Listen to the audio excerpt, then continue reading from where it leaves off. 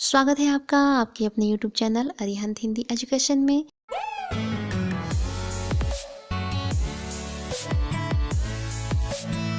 यदि आप मेरे चैनल पे नए हैं तो प्लीज़ मेरे वीडियो को सब्सक्राइब करें, लाइक करें, शेयर करें और कमेंट्स भी करें। तो चलिए बढ़ते हैं आज के विषय की ओर। आज आप लोग कक्षा 9 में संस्कृत विषय के अंतर्गत 7वां अध्याय पुण्य सलिला गंगा अर्थात पवित्र जल वाली गंगा का हिंदी अनुवाद देखेंगे। तो आप जब भी मेरी वीडियो देखें अपनी किताबें खोल लें और शुरू में ही 1 या 2 पन्ने में हिंदी दिया हुआ है, उस हिंदी को अवश्य पढ़ें। अब आप लोग इसका संस्कृत का हिंदी अनुवाद देखिए। गंगायाः न केवलं भारतवर्षे अपितु निखिल विश्वस्य नदीषु महत्वपूर्णं स्थानं वर्तते। तो आप इसका पहले संदर्भ लिखेंगे। प्रस्तुत संस्कृत गद्यांश हमारी पठित पाठ्य पुस्तक संस्कृत गद्य भारती के पुण्य सलिला गंगा नामक पाठ से लिया गया है और इसमें गंगा की विशेषताओं का वर्णन किया गया है। तो गंगा न केवल भारतवर्ष में ही बल्कि सारे विश्व की नदियों में महत्वपूर्ण स्थान रखती है। इयं खलु भारतीय प्राणिनां जीवन प्रदा सुख शांति समृद्ध विधायिनी च नदीति नास्ति संदेह कणिकावलेशः।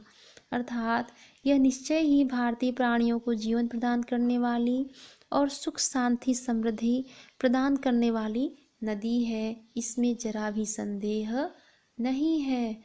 यतो ही भारतीयानां मतानुसारमियं न केवल मौहिकानि सुखान्येव वितरति परंच पारलौकिकं लक्ष्यमपि पूरयति।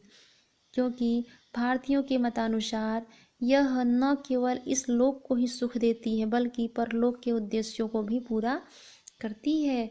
सुरधुन्यामस्यामवगाहनेन जलस्पर्शनेन अथ च नाम संकीर्तन मात्रेण मानवो धन्यो जायते। अर्थात इस गंगा में स्नान करने से, जल का स्पर्श करने से और नाम लेने मात्र से ही मनुष्य धन्य हो जाता है। गंगा तारयति वै पुंसां दृष्टां पीता व गाहिता इति श्रद्धा भावनया मुमुक्षु गंगातीरमाश्रित्य सर्वदास्या कृपा मिहते। अर्थात गंगा दर्शन, जलपान और स्नान से ही मनुष्यों का उद्धार हो जाता है। इस प्रकार की श्रद्धा भावना से मोक्ष चाहने वाला मनुष्य गंगा के किनारे रहकर हमेशा गंगा की कृपा प्राप्त करना चाहता है। सत्यम मनुजस्य दैहिक दैविक भौतिक तापत्रयमस्या संपर्क मात्रेण विनश्यति। अर्थात सत्य है मनुष्य के दैहिक दैविक और भौतिक ये तीनों प्रकार के ताप इसके संपर्क मात्र से ही नष्ट हो जाते हैं।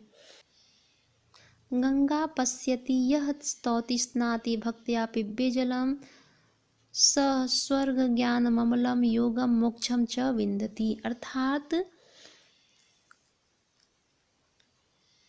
जो मनुष्य भक्तिपूर्वक गंगा की स्तुति करता है, स्नान करता है, दर्शन करता है, जल पीता है, वह स्वर्ग, ज्ञान, पवित्र योग और मोक्ष को प्राप्त कर लेता है। सुरधुनियम आदौ हिमवतः स्थानद्वयात् निःसृता। अर्थात यह गंगा पहले हिमालय के 2 स्थानों से निकली है। धारैका भारतस्य उत्तराखंडे उत्तरकाशी जनपदे गोमुखात् प्रसूता भागीरथी। इसकी एक धारा भारत के उत्तराखंड में उत्तरकाशी जिले में गोमुख से उत्पन्न भागीरथी, द्वितीया चमोली जनपदे अलकापुरिया हिमप्रस्थवर्णात् निर्गतालकनन्देति विदिता। और दूसरी चमोली जिले में अलकापुरी में बर्फ पिघलने से निकली अलकनंदा के नाम से जानी जाती है। विदिता मतलब जानी जाती है। गंगोत्री भागीरथ्योः उद्गम स्थले विस्तृता सुरम्या वनस्थली प्रथिताः।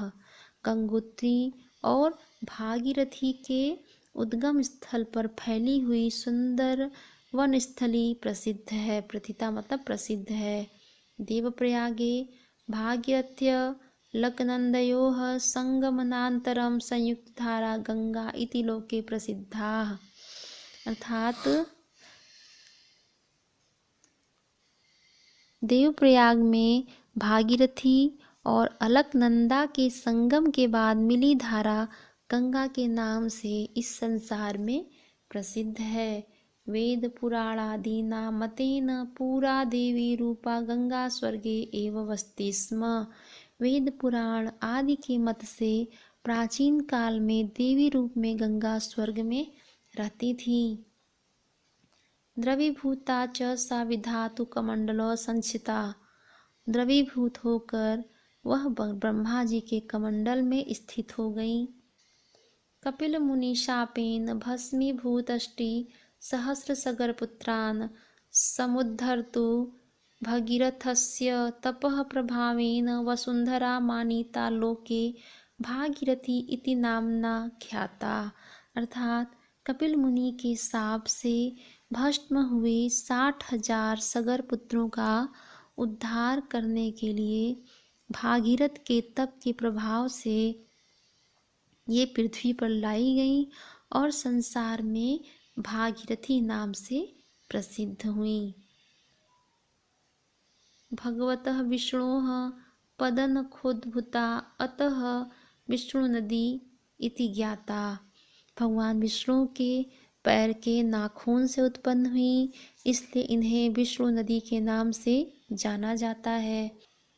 भागीरथस्य वर्तमानुसरन्तीयं गिरिगह्वर कानन नगर ग्रामान् प्लावयन्ती महामुने जाह्नवो यज्ञस्थली प्लावयितुमारभत।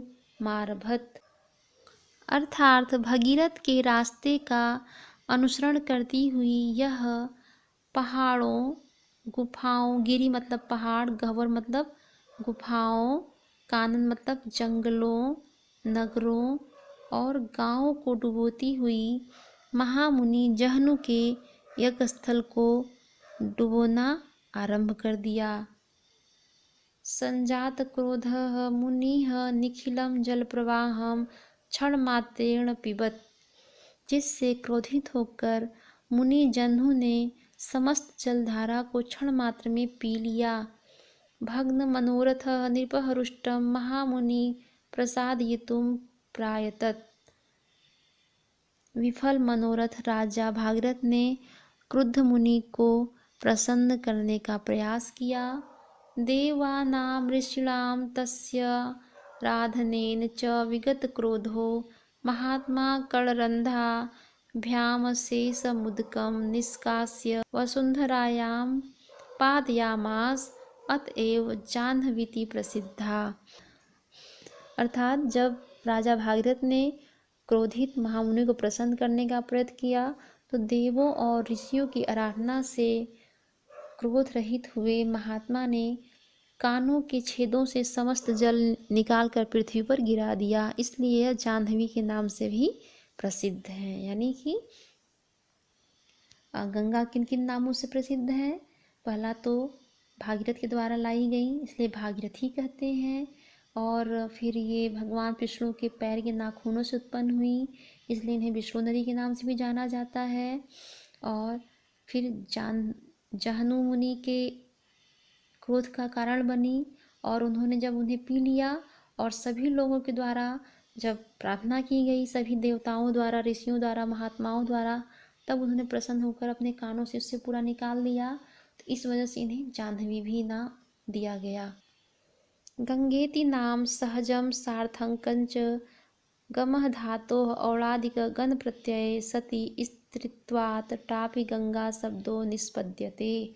अर्थात गंगा नाम यह सहज और सार्थक है। गम धातु से औलादिक गण प्रत्यय लगाने पर, स्त्रीलिंग होने से टाप प्रत्यय लगने पर गंगा शब्द निष्पन्न हुआ। अतः सतत गमनशीलत्वात् गंगा इति नाम सर्वथान्वर्थः। अर्थात इसीलिए निरंतर गमनशील होने के कारण गंगा नाम का अर्थ अनुसरण करने वाला है। इयंच गंगा हिमालयस्य दुर्लंघ्य प्रस्तरखंडानि चूर्णयन्ति सघनवनानामवरोधं त्रोटयन्ति। यह गंगा हिमालय के दुर्लभ प्रस्तर खंडों को चूर करती हुई सघन वनों की रुकावटों को त्रोटयन्ति तोड़ती हुई गिरिगह्वरेषु प्रविशन्ति उपत्यकाधित्यकासु द्रुतगत्या विहरन्ति नतोन्नत पर्वत प्रदेशान लंघयन्ति हरिद्वारे समतल प्रदेशे निर्बाधतया प्रवहति। अर्थात पर्वतों की गुफाओं में प्रवेश करती हुई, घाटियों तथा तलहटी में विहार करती हुई, ऊंचे नीचे पर्वत प्रदेशों को पार करती हुई हरिद्वार आकर समतल प्रदेश में निर्बाध गति से बहती है। आर्यावर्तस्य धरित्रीं सस्यश्यामलां निर्मातुं गंगायाः उपकारः अनिवर्चनीयः। अर्थात आर्यावर्त की भूमि को सस्य श्यामला बनाने में गंगा का उपकार अकथनीय है। वस्तुतः देहः अन्नमयः कोशः कृषिश्चान्नस्य मूलम्। अर्थात वास्तव में शरीर अन्नमय कोश है और खेती अन्न का मूल है। कृषि प्रधाने भारत देशे गंगा कृषि भूमि सिंचति अन्नोत्पादने यावत् सहायं वितरति तावन्या कपि सरितः। कृषि प्रधान भारत देश में गंगा खेती की भूमि को सिंचती हुई अन्न उत्पन्न करने में जितनी सहायता करती है उतनी अन्य कोई नदी नहीं करती। अस्या क्षेत्रे समुत्पन्नानां वनस्पतीनाम् उपकाराः औषधीनां लाभाश्च अनिवर्चनीयाः। इसके क्षेत्र में उत्पन्न वनस्पतियों के उपकार तथा औषधियों के लाभ तो कहे ही नहीं जा सकते, अर्थात वे अकथनीय हैं। गंगायाः प्रकृति मनोहरी नैसर्गिकी च शोभा सर्वेषां चित्तमाह्लादयति। अर्थात गंगा की प्रकृति से ही मनोहर स्वाभाविक शोभा सभी के मन को प्रसन्न करती है। हृदय हारिणीम्बुच्छटां दर्शम दर्शम मनः मुग्धं भवति। हृदय को चुराने वाली जल की शोभा को देख देख कर मन मुग्ध हो जाता है। तटवर्तिनी दर्शनीय स्थानानां शोभां द्रष्टुं देशीयाः विदेशीयाश्च पर्यटकाः नित्यमिमां सेवन्ते। अर्थात तटवर्तीय दर्शनीय स्थानों की शोभा देखने के लिए देशी और विदेशी पर्यटक प्रतिदिन इसके आसपास बने रहते हैं। दिवाकर किरणे निशाकर रश्मिभिश्च जलस्य शोभा नितरां वर्धते। अर्थात सूर्य की किरणों व चंद्रमा की किरणों से जल की शोभा और अधिक बढ़ जाती है। गंगायाः कूले हरिद्वारे प्रयागे काश्यांच घट्टेषु जल सौंदर्यः मुहुर्मुहुः विचमाणाः जनाः अनिवर्चनीयं सुखम शांति चानुभवति। अर्थात गंगा के किनारे हरिद्वार, प्रयाग और काशी के घाटों, घट्टेसु मतलब घाटों पर जल का सौंदर्य बार बार देखते हुए मनुष्य अकथनीय सुख और शांति का अनुभव करते हैं। गंगायाः पावने कूले नैकानि तीर्थस्थानानि वर्तन्ते। गंगा के पवित्र तट पर अनेक तीर्थ स्थान हैं। तत्र बद्रीनाथः विष्णुनंद कर्णरुद्र देवादि पंचप्रयागाः ऋषिकेश हरिद्वार गढ़मुक्तेश्वर तीर्थराज प्रयाग वाराणसी इत्यादीनि तपःपूतानि अनेकानि तीर्थस्थानानि चिरकालाद् आध्यात्म चिंतकानि सिंच आकर्षयन्ति। अर्थात उनमें बद्रीनाथ, विष्णुनंदकर्ण, रुद्र, देवप्रयाग, पंचप्रयाग, ऋषिकेश, हरिद्वार, गढ़मुक्तेश्वर, तीर्थराज प्रयाग, वाराणसी आदि तप से पवित्र अनेक तीर्थस्थान चिरकाल से अध्यात्म का चिंतन करने वाले ऋषियों को आकर्षित करते हैं। आदिकवेः वाल्मीकेः भरद्वाजर्षे आश्रमोः अस्याः तीरे आस्ताम्। आदि कवि वाल्मीकि और भारद्वाज ऋषि के आश्रम भी इसके तट पर हैं। श्रद्धा भाजनानां रामानुज वल्लभ कबीर तुलसी प्रभृति महापुरुषाणां गंगा तटमेव प्रेरणा स्थलम।